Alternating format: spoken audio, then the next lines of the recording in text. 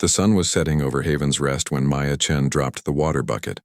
The metal container hit the ground with a loud clang that echoed across the small homestead. Water splashed everywhere, soaking into the dry earth that Maya had spent all day trying to keep watered. She stared at the empty bucket and felt her heart sink. Victoria would be angry again. Maya was 16 years old, but looked older because of all the hard work she did every day. Her hands were rough and calloused, from carrying heavy things and working in the fields. Her clothes were old and patched in many places. She had been living with Victoria Blackwood for 3 years now, ever since her parents died in a transport crash on their way to this frontier world. Victoria came out of the house when she heard the noise. She was a tall woman with gray hair, pulled back tight and eyes that always seemed angry about something. Her husband had died 2 years ago when alien raiders attacked their settlement. Since then, she had become even meaner, especially to Maya. "What did you do now?" Victoria asked, but it was not really a question. She already knew Maya had made another mistake. That was the last clean water for today. Now what are we supposed to drink? Maya looked down at her feet. "I am sorry.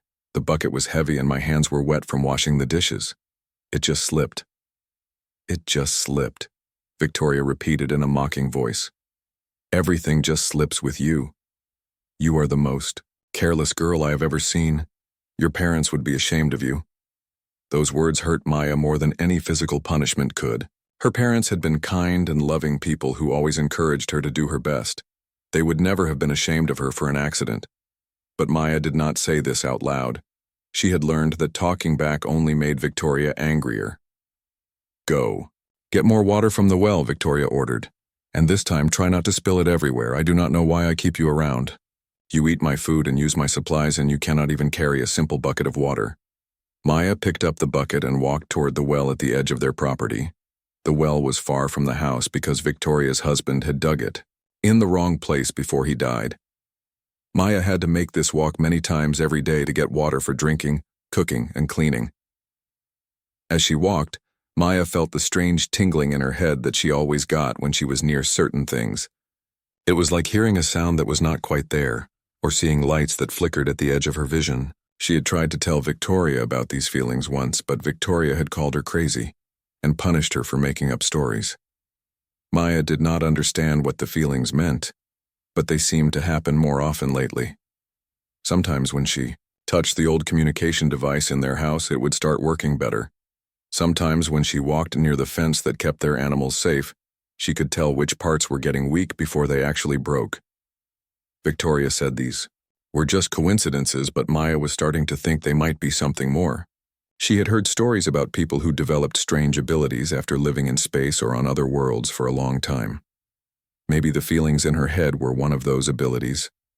The well was deep, and the water was cold and clean.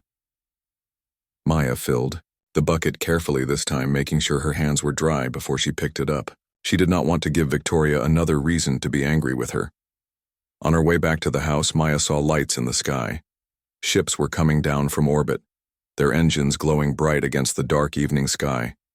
She recognized them as human transport ships, probably bringing supplies or new settlers to Haven's Rest.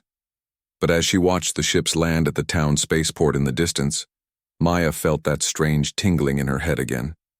This time it was stronger than usual, almost like a warning. Something about those ships was different, but she could not figure out what. Maya carried the water back to the house without spilling a drop. Victoria was waiting for her in the kitchen, preparing dinner from the vegetables Maya had grown in their small garden. The older woman looked at the full bucket and grunted, which was the closest thing to approval Maya ever got from her. "Set the table," Victoria said, "and do not break anything this time.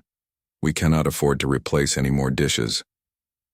Maya carefully placed the old ceramic plates and metal forks on their small wooden table. The dishes had belonged to Victoria's family and were some of the few nice things they owned. Maya was always extra careful with them because Victoria had told her many times that if she broke even one plate, she would have to go without dinner for a week. While they ate their simple meal of vegetables and bread, Victoria talked about the work Maya would need to do tomorrow. There was weeding to be done in the garden, clothes to be washed, and the animal pens needed to be cleaned. Maya listened and nodded, but part of her mind was still thinking about the ships she had seen and the strange feelings she had been having. After dinner, Maya washed the dishes while Victoria sat in her chair and read reports from the colonial government on her datapad. The reports were usually about new regulations or warnings about alien activity in nearby star systems. Victoria always read them out loud, complaining about how the government did not do enough to protect the colonists. Says here that there have been more Xanthari ships seen near the outer colonies, Victoria said. Those crystal-faced aliens think they own this whole sector of space. They come around demanding tribute like we owe them something. Maya had never seen a Xanthari, but she had heard stories about them from other colonists. They were tall aliens, with bodies that looked like they were made of living crystal. They had advanced technology and considered humans to be primitive newcomers who should pay them for the privilege of living in their territory. As Maya finished washing the last dish, she felt that tingling sensation in her head again. This time, it was so strong that she had to grip the edge of the sink to keep from falling over. Something was coming, something that would change everything on Haven's Rest. But when Victoria asked her what was wrong, Maya just said she was tired. She had learned long ago that Victoria did not want to hear about her strange feelings or ideas. Victoria only wanted a worker who would do her chores and stay quiet. That night, as Maya lay on her thin mattress in the small room Victoria had given her, she looked out the window at the stars and wondered what her life would have been like if her parents had not died. Would they have encouraged her strange abilities instead of calling them crazy? Would they have helped her understand what the tingling feelings meant? Maya did not know the answers to those questions, but she knew one thing for certain. Tomorrow would bring more work, more criticism, and more punishment for any mistakes she made. This was her life now, and she saw no way to change it. She fell asleep thinking about the ships she had seen landing, unaware that one of those ships carried someone who would soon change her life forever. Jack Sullivan drove his old truck into town just as the morning sun was painting the sky orange and pink. He needed supplies for his ranch, but that was not the only reason he made these trips to Haven's Rest settlement. For the past few weeks, he had been watching a situation that bothered him more each time he saw it. Jack was 42 years old and had been living alone on his cattle ranch for 2 years now. His wife and daughter had died in the same alien raider attack that killed Victoria Blackwood's husband, but Jack had dealt with his grief differently than Victoria had.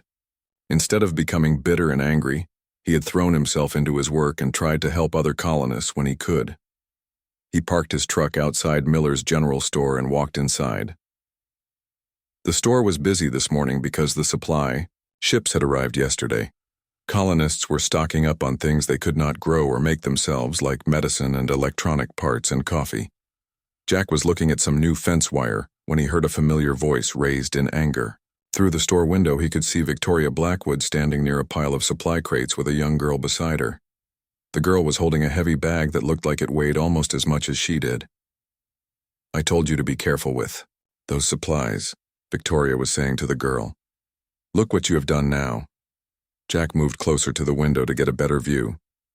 The girl had dropped a small bag of flour, and white powder was scattered on the ground around her feet. She was trying to scoop it back into the bag with her hands, but most of it was already mixed with dirt and could not be saved. "I am sorry," the girl said. "The bag was heavier than I thought and it slipped when I tried to shift it to my other hand." "Everything slips with you," Victoria snapped. "You are the most useless girl I have ever seen. Now we have wasted good flour because you cannot be trusted to carry a simple bag." Jack had seen this girl before during his previous trips to town. Her name was Maya, and she was Victoria's adopted daughter. But watching them together, Jack could see that Victoria did not treat Maya like a daughter. She treated her more like a servant who could never do anything right. The girl's clothes were old and worn, with patches sewn over holes and tears. Her shoes looked like they were too small for her feet. Her hair was pulled back in a simple ponytail, and Jack could see dark circles under her eyes like she did not get enough sleep. Victoria grabbed Maya's arm and pulled her away from the spilled flour. "Clean this mess up and then load the rest of our supplies in the truck, and try not to break anything else." Maya nodded and began sweeping up the flour with a small brush she pulled from her pocket. Victoria walked away to talk to other people, leaving Maya to handle the heavy supply crates by herself. Jack watched Maya struggle with a crate that was clearly too heavy for her to lift alone. She would get one end up, but then the other end would slide back down. She tried several different approaches, but the crate was just too big and heavy for a 16-year-old girl to manage. Other people walked past Maya without offering to help. Some of them looked at her with pity, but none of them stopped. Jack realized that everyone in town knew how Victoria treated Maya, but they all minded their own business and pretended not to see. Jack finished buying his supplies and carried them out to his truck. As he loaded them into the back, he kept watching Maya. She had finally managed to get the heavy crate loaded, but it had taken her almost 10 minutes and she looked exhausted from the effort. Victoria came back and inspected Maya's work. She found fault with how the supplies were arranged and made Maya reload everything in a different order. Jack could see Maya's shoulders slump with disappointment, but she did not argue or complain. She just started moving the crates around again. "That is not right either," Victoria said when Maya finished the second arrangement. "You need to put the heavy things on the bottom and the light things on top. Did your parents teach you nothing about proper loading?" Maya's face went pale. When Victoria mentioned her parents, Jack could see tears starting to form in the girl's eyes, but she blinked them back and started rearranging the supplies for a third time. Jack had seen enough. He walked over to where Maya was working and picked up one end of the heavy crate she was struggling with. "Let me help you with that," he said. Maya looked up at him with surprise. "Thank you, but I can manage. Victoria says I need to learn to do things myself. Sometimes it is okay to accept help," Jack said gently. He lifted the crate easily and placed it where Maya wanted it. "My name is Jack Sullivan. I have the cattle ranch about 10 miles east of town." "I am Maya," the girl said quietly. "Thank you for helping me." Victoria came back and saw Jack talking to Maya. Her expression became even more sour than usual. "Maya does not need help," Victoria said coldly. "She needs to learn responsibility.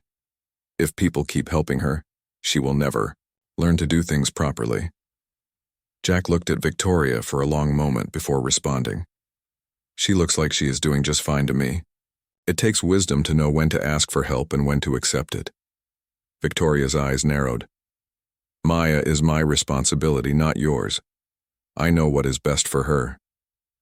"I am sure you do," Jack said, but his tone suggested he did not believe it. He turned back to Maya. "If you ever need anything, my ranch is the one with the red barn and the white fence. Anyone in town can give you directions." Maya nodded, but did not say anything. Jack could see she wanted to respond, but she was afraid of what Victoria might do if she seemed too friendly with a stranger. Jack got in his truck and drove away, but he kept thinking about what he had seen. Maya was clearly being mistreated, but she was not Jack's family, and Victoria was her legal guardian. The colonial authorities would not interfere unless there was evidence of serious abuse, and Victoria was careful to keep her mistreatment of Maya within legal bounds. But Jack had not survived as a rancher on a frontier world by ignoring problems and hoping they would go away. He had learned to take action when action was needed, even if it meant taking risks. Over the next few weeks, Jack found more excuses to come to town. He told himself he needed extra supplies or wanted to check on the latest news from the other colonies. But really he was watching Maya and Victoria, trying to understand the situation better. What he saw disturbed him more each time. Victoria criticized everything Maya did, from the way she walked to the way she arranged supplies in their truck. Maya never talked back or complained, but Jack could see the effect the constant criticism was having on her. She was becoming more withdrawn and nervous, always looking around like she expected to be yelled at. Jack also noticed something else that seemed strange. Sometimes when Maya was near electronic equipment or machinery, it seemed to work better than it should.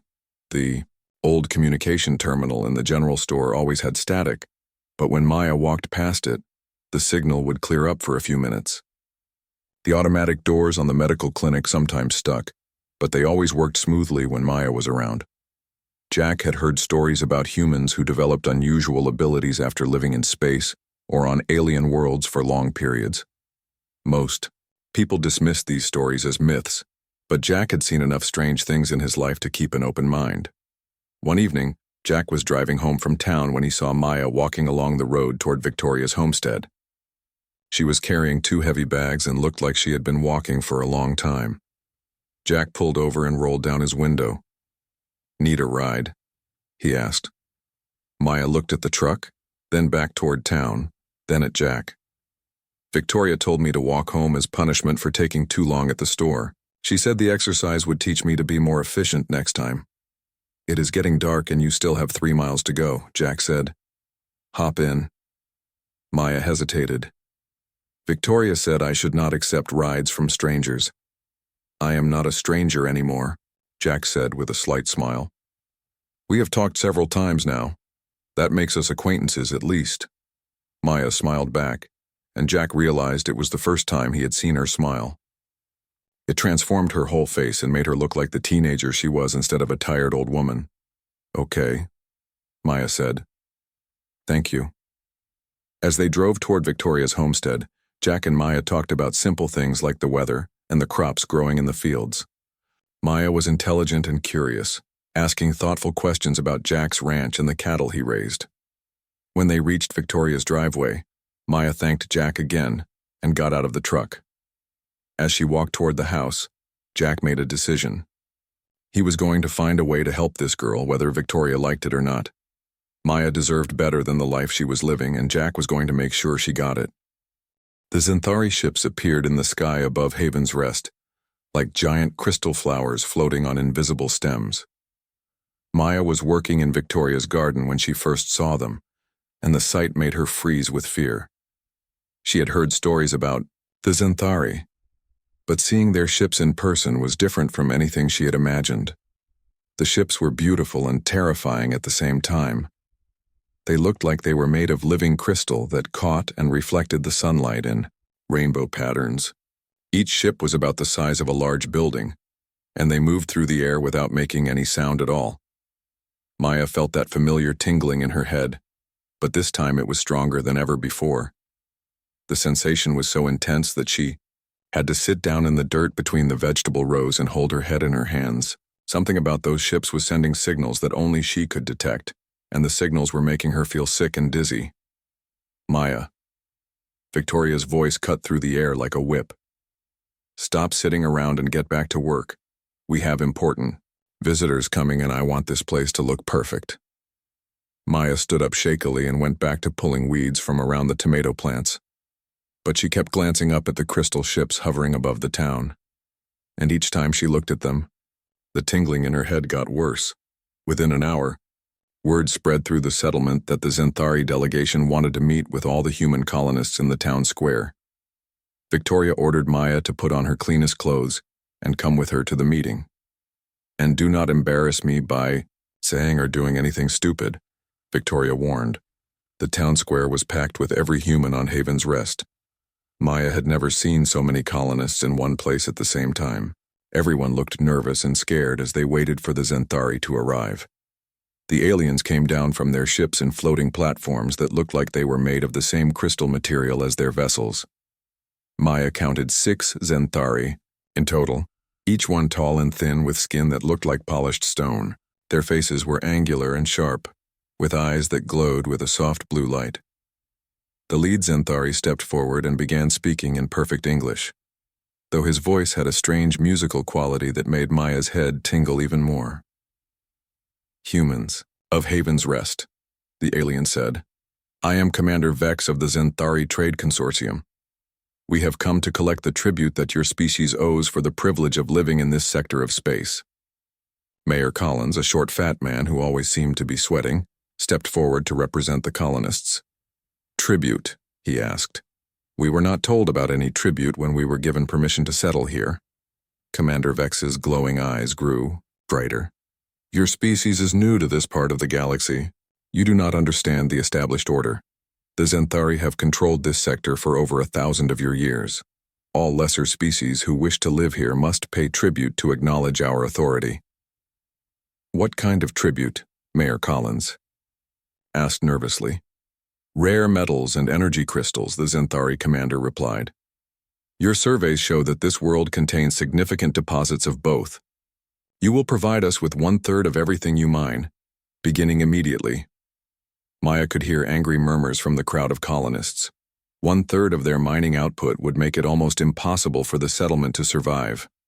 They needed those resources to build homes, maintain their equipment, and trade with other human colonies for supplies they could not produce themselves. But as Maya listened to the Zenthari commander speak, the tingling in her head was telling her something important. The signals she was detecting from the alien ships had a pattern to them, like a code or a language made of electromagnetic energy. And there was something wrong with that pattern, something that felt like a weakness or a flaw. Maya closed her eyes and concentrated on the signals. The pattern became clearer in her mind, and she began to understand what she was sensing. The Zenthari ships had powerful shields that protected them from weapons and other threats, but those shields had gaps in them, small holes that opened and closed in a regular rhythm, like breathing. If someone knew exactly when and where those gaps appeared, they could potentially damage the ships or disrupt their systems. The Zenthari probably did not even know the gaps existed because they were too small for normal scanning equipment to detect. But Maya's strange ability let her sense them clearly. She opened her eyes and looked around the crowd. She needed to tell someone about what she had discovered. But who would believe her? Victoria had always said Maya's strange feelings were just her imagination. But maybe Mayor Collins or one of the other adults would listen if she explained carefully. Maya raised her hand and stepped forward. "Excuse me," she said in a voice that was louder than she intended. Everyone in the crowd turned to look at her, including Commander Vex and the other Zenthari. Maya felt her face turn red as hundreds of eyes focused on her, but she forced herself to continue speaking.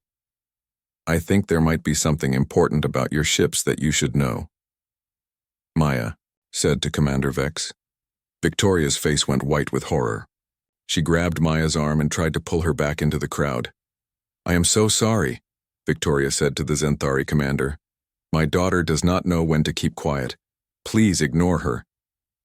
But Commander Vex was looking at Maya with interest. "Let the young human speak," he said. "What is it you think you know about our ships?" Maya took a deep breath. This was her chance to help her people, and she was not going to waste it. "Your shields have gaps in them," she said. "Small openings that appear and disappear in a pattern. I can sense them with my mind." The Zenthari commander's expression changed. His glowing eyes grew dimmer, and his angular face became even more stern. "Impossible," he said. "Human technology is far too primitive to detect shield fluctuations." "It is not technology," Maya said. "It is something I can just feel, like hearing a sound or seeing a light. The gaps open and close every few seconds in the same pattern on all your ships." Commander Vex exchanged looks with the other Zenthari. They began speaking to each other in their own language, which sounded like wind chimes mixed with electronic music. Maya could not understand their words, but the electromagnetic signals from their ships were becoming more agitated. Victoria was furious. She grabbed Maya's arm so hard it hurt and hissed in her ear. "What do you think you are doing? You are embarrassing our entire family with your crazy stories." But Mayor Collins had heard enough to be interested. "Maya," he said, "can you describe these gaps in more detail? Where exactly do they appear?" Maya started to answer, but Victoria cut her off. "That is enough," Victoria said loudly. "I apologize to everyone for my daughter's wild imagination. She has always made up stories to get attention." "They are not stories," Maya protested. "I can really sense the gaps in their shields. If you would just listen to me, I could help us defend ourselves." Victoria's hand cracked across Maya's face with a sound that echoed through the silent town square. "How dare you continue lying when I have told you to stop?" Victoria shouted. "You will not speak another word for the rest of this meeting." Maya held her hand to her stinging cheek and looked around at the crowd of colonists. Some of them looked sympathetic, but none of them were willing to stand up to Victoria to defend her. Even Mayor Collins had turned his attention back to the Zenthari commander, apparently deciding that Victoria was right about Maya's stories being imagination. Commander Vex watched this exchange with cold interest. "Human family dynamics are fascinating," he said, "but we are here to discuss tribute, not listen to the fantasies of immature humans." The rest of the meeting went exactly as the Zenthari wanted.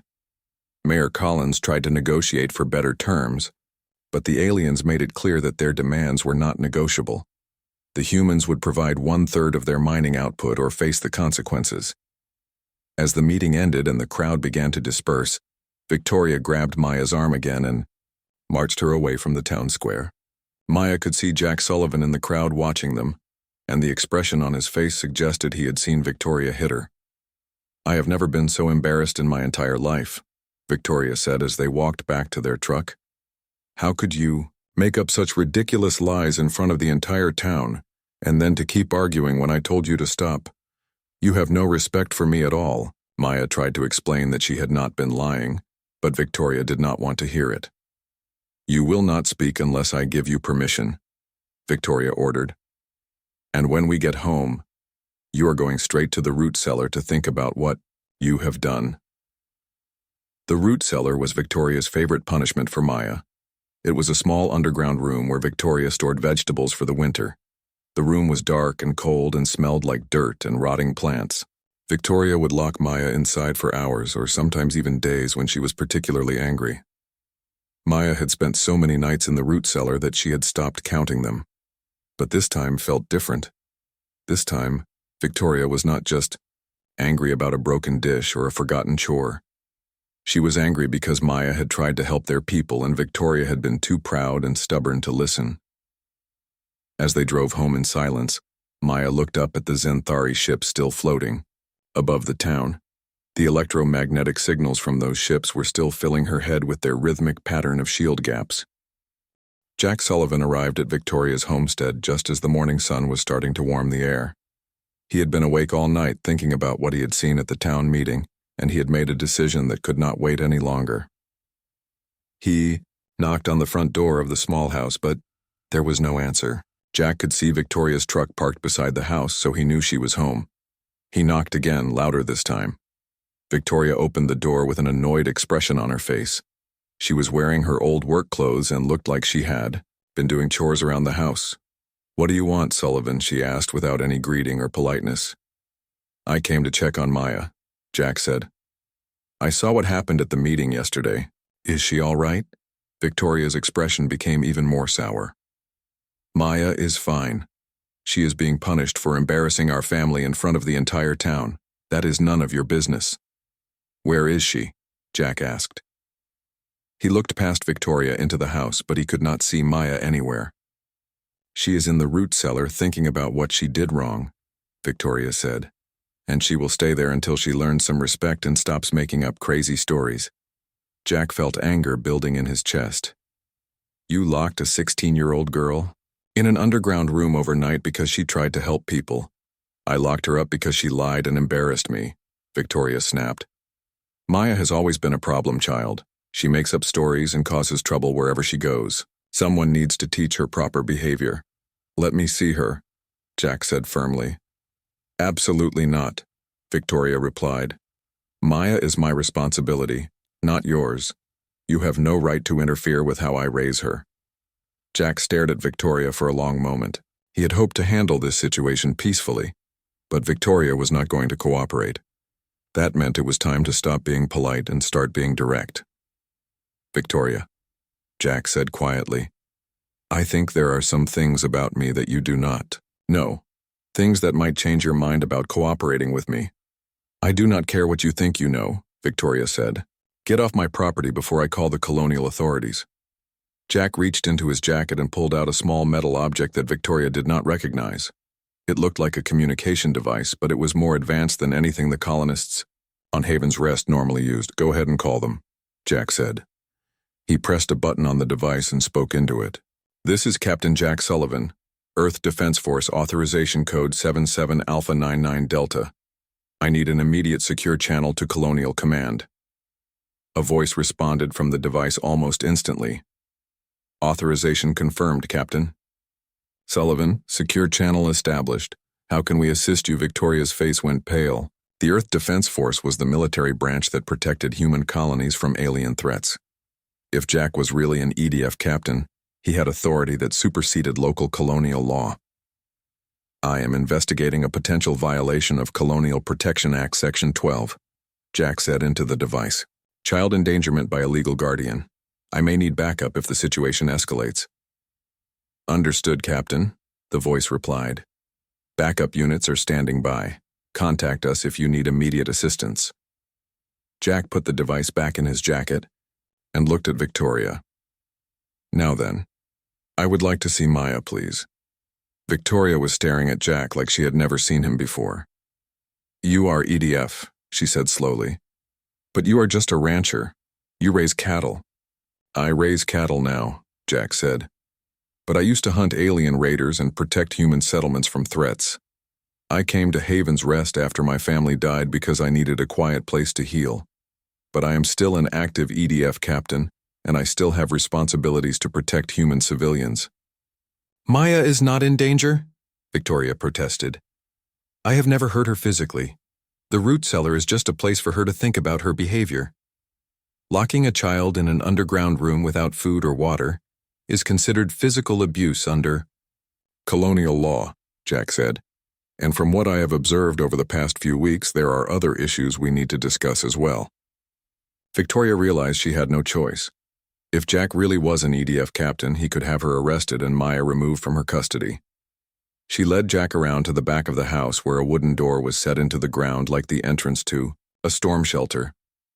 Victoria unlocked the door and pulled it open.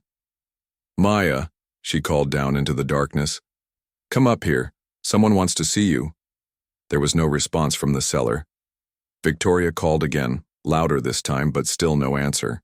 Came from below. Jack pushed past Victoria and looked down into the root cellar. It was deeper than he had expected, with rough dirt walls and no windows or ventilation.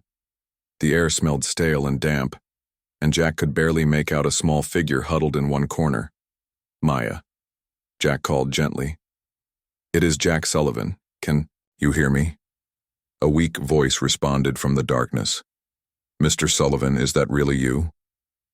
"Yes, it is really me," Jack said. "I'm coming down to help you." Jack climbed down the wooden ladder into the cellar. The space was even smaller than it had looked from above, barely large enough for an adult to stand upright. Maya was sitting in the corner with her knees pulled up to her chest.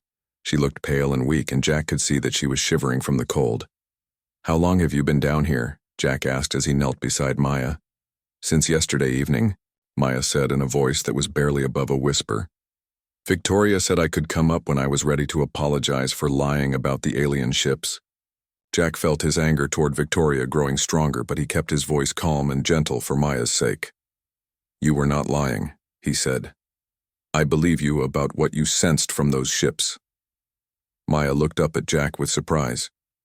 "You do. I have seen stranger things in my life," Jack said. "And I have learned to trust my instincts about people. My instincts tell me that you are honest and intelligent, and that you were trying to help everyone yesterday." Jack helped Maya stand up and guided her toward the ladder. She was weak from being locked up without food or water, and Jack had to support most of her weight as they climbed out of the cellar. Victoria was waiting for them with her arms crossed and an angry expression on her face. "I hope you are satisfied," she said to Jack. "You have completely undermined my authority over my own daughter." "Maya is not your daughter," Jack said firmly. "She is a young woman who has been placed in your care, and you have failed in that responsibility." "I have provided her with food and shelter for 3 years," Victoria protested. "I have taught her how to work and how to behave properly. She should be grateful for everything I have done for her."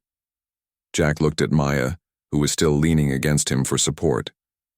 Her clothes were dirty and wrinkled from spending the night in the cellar. Her face was thin from not getting enough food, and her hands were rough and calloused from doing adult work every day. "Victoria," Jack said, "I am going to make you an offer. Let Maya come with me to my ranch. I will provide her with proper food, clean clothes, and a safe place to live. In return, I will not file an official report about her treatment here." Victoria's eyes narrowed. "You cannot just take her." I am her legal guardian. You are right, Jack said, which is why I am asking for your permission instead of just taking her. But I want you to understand that if you refuse, I will file a full report with Colonial Command about everything I have observed. Child Services will investigate, and you will likely lose custody anyway. Victoria looked back and forth between Jack and Maya. Jack could see her calculating the situation in her mind. She could fight Jack's authority and risk losing everything, or she could agree to his offer and avoid an official investigation. What would Maya do at your ranch? Victoria asked. Whatever she wants to do, Jack said. She could help with the cattle if she enjoys that kind of work, or she could focus on her education and prepare for a future career. The choice would be hers. Maya spoke up for the first time since leaving the cellar. I would like to go with Mr. Sullivan, she said quietly. If that is okay with you, Victoria. Victoria stared at Maya for a long moment. Jack could see hurt and anger in the older woman's eyes, but also something that might have been relief. Perhaps deep down, Victoria knew that she had not been a good guardian to Maya. Fine, Victoria said finally. Take her.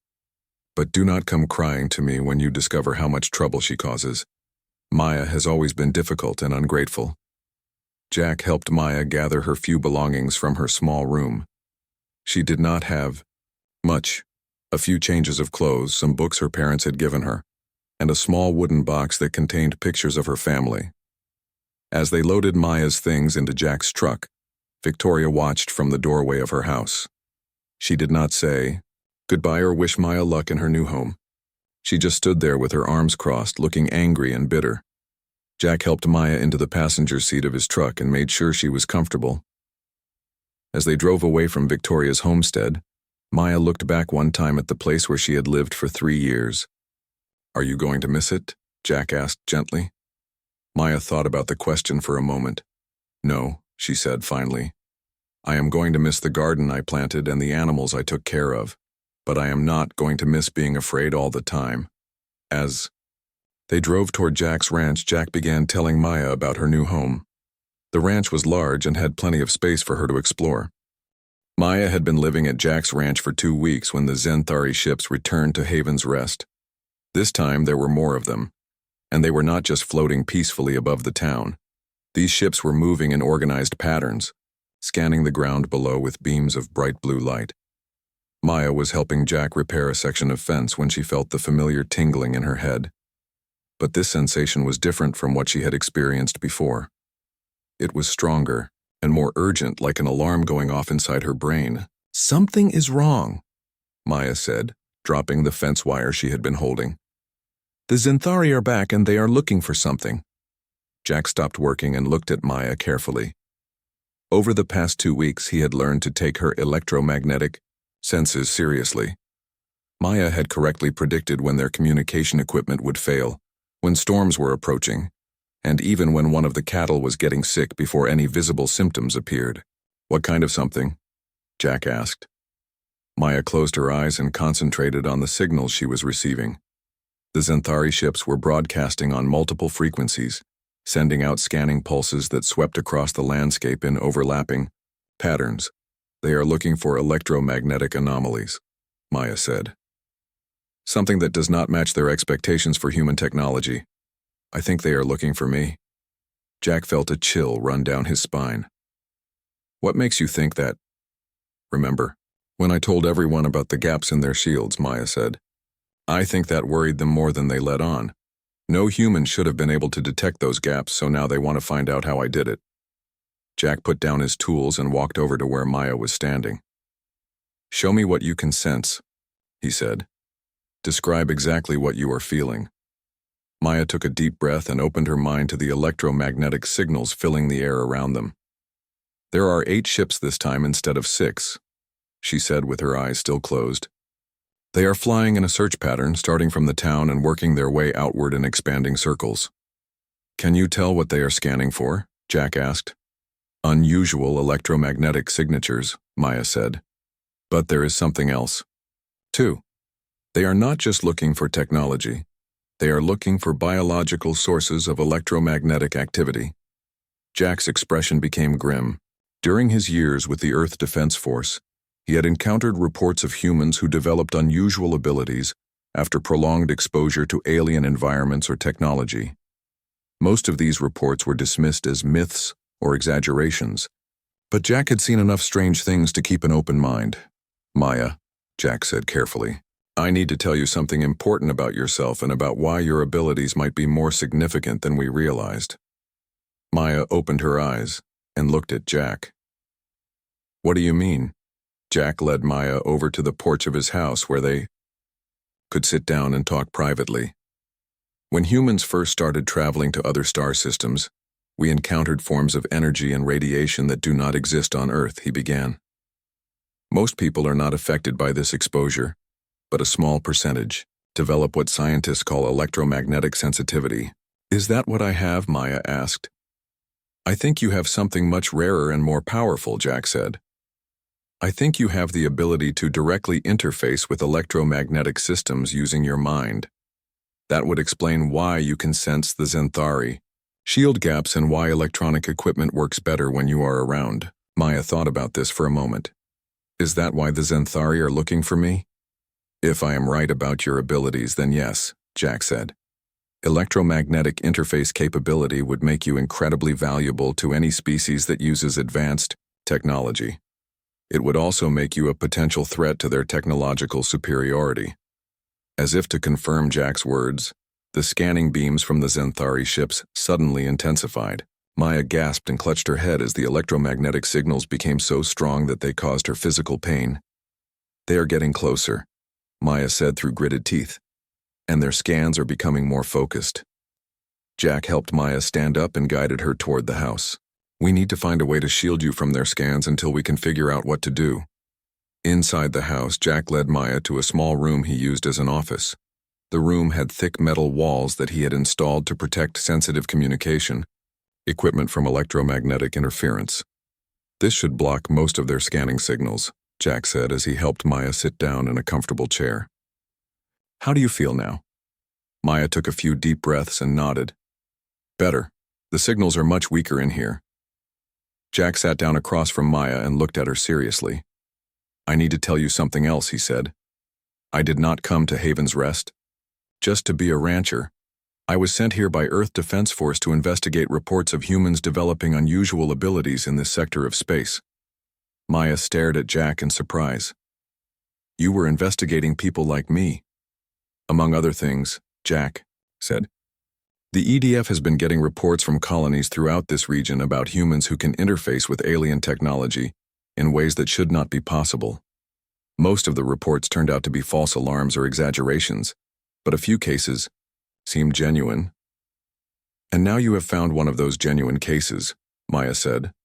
"I think I have found something much more important than that," Jack said. "Maya, your abilities are not just unusual. They might be the next step in human evolution. If humans can learn to interface directly with electromagnetic systems, we could become the most technologically advanced species in the galaxy within a few generations." Maya felt overwhelmed by this information. "But I do not want to be the next step in human evolution. I just want to live a normal life and not be afraid all the time." Jack reached over and took Maya's hand in a fatherly gesture. "I understand that this is frightening," he said. "But we may not have a choice about what happens next. If the Xanthari find you, they will either try to study you or eliminate you as a threat. Either way, your normal life would be over." "What can we do?" Maya asked. "First, we need to find a way to hide you from their scans," Jack said. "Then we need to contact Earth Defense Force and let them know what we have discovered. They need to understand that humans like you exist and that the aliens are actively hunting for you." Maya nodded, but she could see a problem with Jack's plan. "What about Victoria?" she asked. "She knows about my abilities and she does not like me. What if the Xanthari ask her about me?" Jack's expression darkened. "That is something I have been worried about too," he said. "Victoria has always resented you and she might see this as an opportunity to get revenge for the embarrassment you caused her." As if summoned by their conversation, Jack's communication device began beeping with an incoming message. Jack activated the device and Mayor Collins's voice filled the room. "Jack, are you there?" the mayor asked. "We have a situation in town that requires immediate attention." "What kind of situation?" Jack asked. "The Zenthari are back and they are asking questions about Maya Chen," Mayor Collins said. "They want to know about her claims regarding their ship shields, and they are offering a substantial reward for information about her current location." Jack and Maya exchanged worried looks. "Who have they talked to?" Jack asked. "Most of the town council so far," Mayor Collins replied. "But word is spreading quickly and people are starting to get nervous. The Zenthari are offering enough rare metals to solve our tribute problems for the next 5 years." "Have they talked to Victoria Blackwood yet?" Jack asked. There was a pause before Mayor Collins answered. "That is actually why I am calling you. Victoria contacted the Zenthari herself and offered to help them find Maya. She claims that Maya has been making up stories about alien technology and that she can provide proof that the girl is disturbed and unreliable." Maya felt her heart sink. Even though Victoria had treated her badly, part of her had hoped that Victoria would not actively try to harm her. But it seemed that Victoria's resentment ran deeper than Maya had realized. "Where is Victoria meeting with them?" Jack asked. "At the town hall in 1 hour," Mayor Collins said. "Jack, I do not know what this is all about, but I wanted to warn you. Victoria seems very determined to convince the Zenthari that Maya is not worth their attention." Jack thanked Mayor Collins and ended the communication. He turned to Maya with a grim expression. "We are running out of time," he said. "Victoria is going to try to turn you over to the Zenthari, and we cannot count on the other colonists to protect you. Most of them would probably trade you for enough resources to ensure their own survival." Maya felt tears starting to form in her eyes. "So what do we do now?" Jack stood up and walked over to a metal cabinet in the corner of his office. He opened the cabinet and pulled out several devices that Maya did not recognize. They looked like weapons, but they were more advanced than anything she had seen before. "Now we stop running and start fighting," Jack said. "I did not spend 15 years protecting human colonies just to let some crystal-faced aliens kidnap a 16-year-old girl on my watch." Maya watched Jack check his weapons and equipment with the practiced efficiency of a professional soldier. For the first time since the Zenthari ships had appeared, she felt a spark of hope. Maybe they could not hide forever, and maybe the other colonists would not help them. Victoria Blackwood stood in the town hall facing Commander Vex and 3 other Zenthari officers. She had put on her best dress for this meeting, the same one she had worn to her husband's funeral 2 years ago. She wanted to make a good impression on the aliens who might finally give her the respect and security she felt she deserved. "You claim to have information about the human female who demonstrated knowledge of our shield technology," Commander Vex said in his musical voice. "Explain what you know about this individual." Victoria straightened her shoulders and spoke in her most authoritative tone. "Maya Chen has been under my care for 3 years. She is emotionally unstable and has a history of making up elaborate stories to get attention. Her claims about your ships were just another example of her disturbed behavior." Commander Vex's glowing blue eyes studied Victoria carefully. Yet her description of our shield fluctuations was remarkably accurate for a fabrication. She probably overheard adults talking about alien technology and combined that information with her own imagination, Victoria said. "Maya has always been good at listening to conversations she should not be hearing." One of the other Zenthari officers spoke up. "Our scans have detected unusual electromagnetic patterns emanating from the region where this human was last seen. These patterns are consistent with someone who possesses natural interface capabilities." Victoria felt a moment of uncertainty. She had always dismissed Maya's strange claims about sensing electronic equipment, but what if there was some truth to them? What if Maya really did have unusual abilities? But Victoria pushed those doubts aside. She had spent 3 years dealing with Maya's problems and oddities, and she was tired of it. If the Zenthari wanted to take Maya away, that was fine with Victoria. It would solve all of her problems at once. "Maya currently lives with Jack Sullivan at his ranch," Victoria said. "Sullivan has been filling her head with ideas about her being special and important. He encourages her delusions instead of helping her face reality." Commander Vex made a note on a crystalline device that appeared in his hand from nowhere. "Where is this ranch located?" Victoria gave the Zenthari detailed directions to Jack's property. She also told them about the layout of the ranch buildings and the best times to find Maya there. She answered every question they asked with eager helpfulness. "You have been most cooperative," Commander Vex said when Victoria finished providing information. "The Zenthari Trade Consortium will remember your assistance when we establish our permanent presence on this world." Victoria felt a thrill of satisfaction. Finally, someone appreciated her contributions and recognized her value. The Zenthari would reward her loyalty, while Maya would face the consequences of her lies and troublemaking. But as Victoria left the town hall and walked back to her truck, she did not notice the small crystalline device that Commander Vex had, discreetly attached to her clothing. The device would track her movements and record her conversations, ensuring that she could not warn Jack Sullivan about what was coming. Meanwhile, at Jack's ranch, Maya was discovering just how powerful her electromagnetic abilities could be when she really focused on using them. Jack had set up a training area in his workshop where Maya could practice interfacing with different types of electronic equipment. "Try to access the communication system again," Jack said, pointing to a complex radio unit on his workbench. "But, this time, instead of just sensing its signals, see if you can actually control its functions." Maya placed her hands near the radio and closed her eyes. She could feel the electromagnetic patterns flowing through its circuits like rivers of energy. At first, she just observed those patterns, learning how they moved and changed. Then, very carefully, Maya began to influence the patterns with her mind. She imagined reaching out with invisible fingers and gently adjusting the flow of energy through specific components. The radio crackled to life without anyone touching its controls. Maya concentrated harder, and the device began cycling through different frequencies automatically. She could feel each frequency as a distinct flavor of electromagnetic energy, and she learned to identify which ones carried actual communications. "Incredible," Jack said as he watched Maya operate the radio with her mind. "You are not just sensing electromagnetic fields anymore. You are actually controlling them." Maya opened her eyes and smiled. "It feels natural, like moving my hands or walking. I think I have always been able to do this, but I never understood what the feelings meant." "Your abilities are developing faster than I expected," Jack said. "But we need to be careful. The more powerful your electromagnetic signature becomes, the easier it will be for the Zenthari to track you." As if summoned by Jack's words, Maya suddenly gasped and clutched her head. The familiar tingling sensation had returned. But this time it was accompanied by sharp pain. "They are coming," Maya said. "Multiple ships moving fast and heading directly toward us."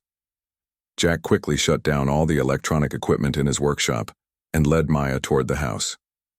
"How much time do we have?" he asked. Maya concentrated on the approaching signals. "Maybe 15 minutes before they arrive. But Jack, there is something else. I can sense a tracking device somewhere nearby. Someone is carrying a Zenthari locator beacon." Jack's expression became grim. "Victoria. She must have made a deal with them." Jack and Maya quickly gathered the essential supplies they would need to survive away from the ranch. Jack packed his EDF weapons and communication equipment while Maya collected some clothes and the few personal belongings she cared about. "Where can we go?" Maya asked as they loaded their supplies into Jack's truck. "They can track us with their ships no matter where we run." "Not necessarily," Jack said. "This region has extensive cave systems in the canyon lands. The rock formations there contain natural minerals that interfere with most types of scanning equipment." As they drove away from the ranch, Maya kept monitoring the approaching Zenthari ships. She could feel their scanning beams sweeping across the landscape, searching for her distinctive electromagnetic signature. "They are scanning everything," Maya reported. "But their beams seem to be having trouble penetrating certain types of rock and metal. The cave systems might actually work." Jack drove his truck through rough terrain that would have been impossible for most vehicles to navigate. But Jack's truck was specially modified with enhanced suspension and all-terrain capabilities that allowed it to handle the rocky canyon roads. Behind them, Maya could sense the Zenthari ships reaching Jack's ranch. She felt the aliens' frustration, as their scans found no sign of their targets in the ranch buildings. "They are spreading out to search the surrounding area," Maya said. "But they are moving slowly and carefully. I think they are worried about flying too low in case we have weapons.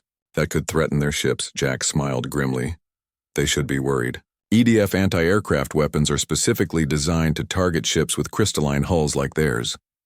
They reached the entrance to the canyon system just as the Zenthari ships began expanding their search pattern. Jack drove the truck into a narrow passage between two high rock walls, and immediately Maya felt relief as the electromagnetic noise from the alien ships faded to a manageable level. The rocks are blocking most of their scanning signals, Maya said, but I can still sense them if I concentrate.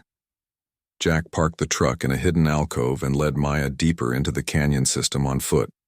The passages were narrow and winding, carved by water over thousands of years into complex patterns that would be almost impossible to navigate from the air. This should give us some breathing room, Jack said as they set up a temporary camp in a large cave. But we cannot hide here, forever.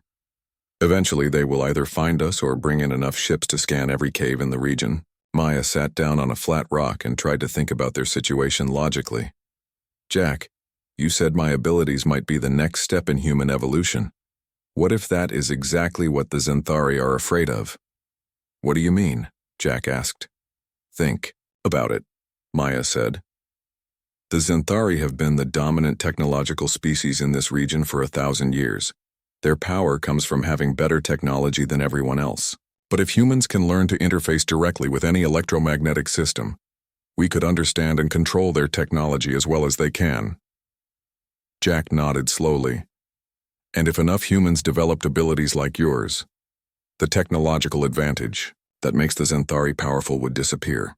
Exactly, Maya said. They are not hunting me because I am dangerous to them personally. They are hunting me because I represent an existential threat to their entire civilization. Outside their cave, Maya could sense the Zenthari ships continuing, their methodical search of the canyon system. But she was beginning to understand that this conflict was about much more than just her personal safety. This was about the future of humanity in a galaxy dominated by species that saw humans as primitive and inferior. Maya's abilities represented proof that humans could evolve and adapt in ways that would challenge the established order of galactic civilization. Jack, Maya said quietly, I do not think we can solve this problem by running and hiding. If I really am the first of a new type of human, then other people like me will start appearing eventually. The Zenthari will hunt all of us unless we find a way to stop them. 3 days later, Maya and Jack were surrounded in the narrow canyon that had become their final refuge. The Zenthari had brought additional ships and scanning equipment that could penetrate even the mineral-rich rock formations that had protected them before. There was nowhere left to run. Maya crouched behind a large boulder, feeling the electromagnetic signatures of 12 Zenthari ships positioned at strategic points around the canyon. Their scanning beams were so intense now that they caused her physical pain, but she forced herself to concentrate and gather information about their enemies. They have completely surrounded us, Maya reported to Jack, who was checking his weapons one final time. But I can sense something interesting about their formation. They are staying at maximum range because they are afraid of something. Afraid of what? Jack asked. Maya closed her eyes and extended her electromagnetic senses as far as they would reach. They are afraid of me, she said with surprise. Their ship systems are detecting massive electromagnetic interference whenever I use my abilities. They think I might be able to damage their ships if they get too close. Jack smiled grimly. Are they right? Can you damage their ships? I do not know, Maya admitted. I have never tried to use my abilities as a weapon before, but their ships are basically giant electromagnetic systems, and I can interface with electromagnetic systems. The sound of approaching footsteps echoed through the canyon as a group of Zenthari soldiers began making their way toward Maya and Jack's position on foot. The aliens had decided that ground troops were safer than risking their valuable ships, but the footsteps were not the only sounds approaching their hiding place. Maya could also hear a familiar human voice calling out to the Zenthari soldiers. Maya is hiding somewhere near those large rocks. Victoria's voice echoed off the canyon walls. She always hides when she gets in trouble. Jack Sullivan is probably with her, so be careful. He used to be military. Maya felt a stab of pain that had nothing to do with electromagnetic interference. Even after everything that had happened, part of her had hoped that Victoria might eventually care about her welfare, but Victoria had chosen to personally guide the aliens to their hiding place. Maya. Commander Vex's voice rang out across the canyon. We know you are here. Surrender yourself and no harm will come to your companion. We simply wish to study your abilities and understand how they developed. Jack shook his head. Do not believe him. If they just wanted to study you, they would not have brought an invasion force. Maya stood up from behind the boulder and walked into the open where the Zinthari could see her. Jack tried to stop her, but she gently pushed his hand away. I am here, Maya called out. But I have some questions before I surrender. Why are you really hunting me? And why are you so afraid of my abilities? Commander Vex stepped forward, flanked by 6 heavily armed Zinthari soldiers. Victoria walked beside them, looking pleased with herself. Your abilities are an anomaly that threatens the natural order of this galaxy, the alien commander said. For 1,000 years, the Zinthari have maintained peace and stability through our technological superiority. Primitive species like humans are protected and guided by our wisdom. You mean controlled and exploited, Maya said. Order requires hierarchy, Commander Vex replied. Each species has its proper place. Humans are newcomers who must learn their role in galactic civilization. But your abilities suggest that humans might develop beyond their intended limitations. Maya felt her anger growing as she listened to the alien's words. Intended by whom you?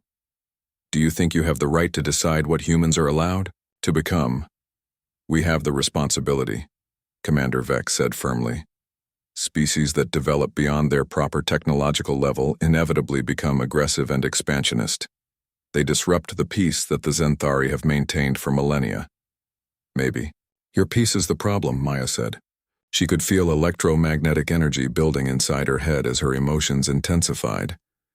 Maybe the galaxy would be better off if someone challenged your control. Commander Vex raised a crystalline weapon that pulsed with blue energy. This conversation is over. You will come with us now. Or you will be eliminated as a threat to galactic stability. But before the alien commander could fire his weapon, Maya reached out with her mind and touched the electromagnetic fields that powered. The weapon sparked and went dead in his hands. The same thing happened to the weapons carried by the other Zinthari soldiers. How?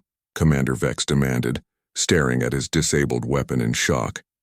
Your weapons are electromagnetic systems, Maya said, and Jack could hear the confidence growing in her voice. And I can interface with any electromagnetic system. Maya extended her abilities further, reaching out toward the Zinthari ships hovering around the canyon. She could feel their massive power cores humming with energy, their shield generators creating protective barriers, and their weapon systems charging for potential attacks. But she could also feel the flaws and vulnerabilities in their systems. The same shield gaps she had detected weeks ago were still there, opening and closing in predictable patterns.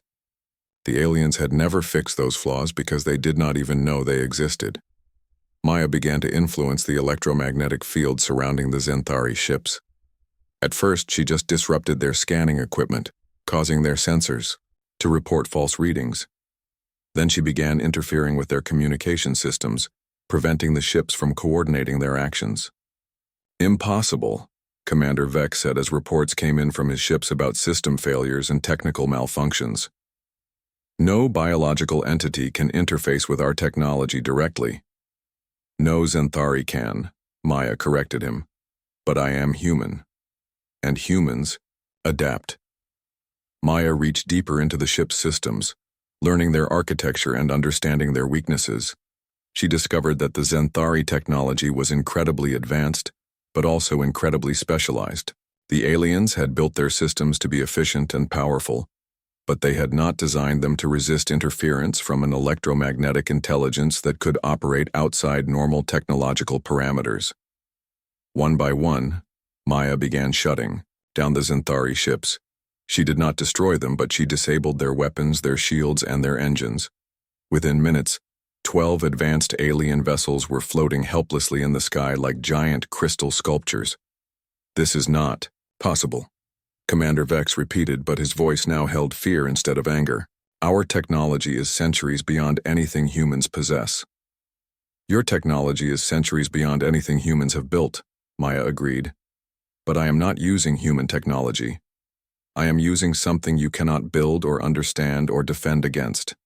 Victoria had been watching this exchange with growing alarm. She had expected the Zenthari to easily capture or kill Maya and Jack. She had not expected to see her former ward demonstrating abilities that made the aliens' advanced weapons useless. "Stop this," Victoria demanded, stepping toward Maya. "You are making things worse for everyone. Just surrender and let them take you away." Maya turned to look at Victoria with eyes that held more sadness than anger.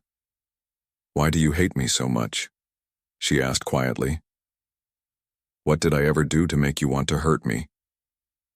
Victoria's face flushed red. "You remind me of everything I have lost," she said bitterly. "Your parents died, but people still cared about what happened to you. My husband died and no one even remembers his name. You get sympathy and attention while I get nothing but responsibility and burden." "I never asked for sympathy," Maya said. "I just wanted someone to care about me the way my parents did." "Well, your parents are dead," Victoria snapped, "and feeling sorry for yourself will not bring them back." Maya absorbed Victoria's words without flinching. She had heard similar things many times over the past 3 years, but now, instead of feeling hurt and small, Maya felt something else. She felt powerful. "You are right," Maya said to Victoria. "My parents are dead, and feeling sorry for myself will not bring them back. But you know what else will not bring them back? Letting aliens like these decide that humans are not allowed to grow and evolve and become more than what we were." Maya turned back to Commander Vex. "You want to know why you should be afraid of my abilities? Here is your answer. I am not just one unusual human. I am proof that humans can become something you never expected us to become, and there will be others like me. Then we will find them and eliminate them," Commander Vex said grimly. "No," Maya said with absolute certainty. "You will not. Because I am going to make sure that every human in this galaxy knows what you tried to do here today. I am going to make sure they understand that the choice is not between submission and extinction. The choice is between staying weak and becoming strong." Maya reached out one final time with her electromagnetic abilities, but this time she did not target the Zenthari ships. Instead, she interfaced with the communication systems of every human settlement within 100 light years. Using her abilities as a massive amplifier, she broadcast a message that would be received by every human communication device in the region. "This is Maya Chen speaking to all human colonies." Her voice echoed across space through dozens of communication networks simultaneously. "The Zenthari are hunting humans who develop electromagnetic interface abilities because they are afraid we will challenge their technological dominance." 6 months after the confrontation in the canyon, Maya stood on the observation deck of the newly constructed Human Development Center on Haven's Rest. Through the reinforced windows, she could see ships arriving from human colonies throughout the sector. Each ship brought families who had heard her broadcast and discovered that their children possessed electromagnetic abilities similar to hers. The response to Maya's galaxy-wide message had been overwhelming. Within weeks of her broadcast, reports began flowing in from dozens of human settlements about individuals who could interface with electronic systems using only their minds. Some were children as young as 8 years old. Others were adults who had suppressed their abilities for years because they thought they were defective or crazy. Jack Sullivan walked up beside Maya and handed her a cup of coffee. Over the past 6 months, he had officially adopted her and helped her establish the training center where humans with electromagnetic abilities could learn to develop their gifts safely. "Another transport just arrived from the Kepler colonies," Jack said. "That makes 43 families this week. We are going to need to expand the dormitory facilities again." Maya smiled as she watched children playing in the courtyard below. These children did not have to hide their abilities or pretend to be normal. They could use their electromagnetic senses freely and learn from others who understood what they were experiencing. "It is hard to believe how much everything has changed," Maya said. 6 months ago, I thought I was the only person in the galaxy with these abilities. Now we have almost 200 confirmed cases, and more are being discovered every day. The Zenthari are not happy about our success, Jack warned. Our intelligence reports suggest they are developing new types of scanning technology, specifically designed to detect electromagnetic interface abilities. Maya nodded. She had expected the Zenthari to respond to her challenge, but she was no longer afraid of them. The humans with electromagnetic abilities were learning to work together, sharing techniques and discoveries that made all of them stronger. Let them develop their scanners, Maya said confidently. We are developing countermeasures. Lisa Chen from the Mars colonies can create electromagnetic dead zones that make scanning impossible. Tommy Rodriguez from the asteroid miners can overload scanning equipment with feedback pulses. Every week, someone discovers a new application for our abilities. As they talked, Maya noticed a familiar figure walking across the courtyard below. Victoria Blackwood was approaching the main building of the training center, and she looked nervous and uncertain. She has been coming here every few days for the past month, Jack said, following Maya's gaze. She always stands outside for a while, but she never comes in. Maya had not spoken to Victoria since the confrontation with the Zenthari. Part of her was still angry about Victoria's betrayal, but another part of her felt sorry for the woman who had lost so much and made such poor choices in response to her grief. I should talk to her, Maya said. Are you sure that is a good idea? Jack asked. She cannot hurt me anymore, Maya said, and maybe it is time to let go of old anger. Maya left the observation deck and walked down to the courtyard where Victoria was standing near the entrance to the main building.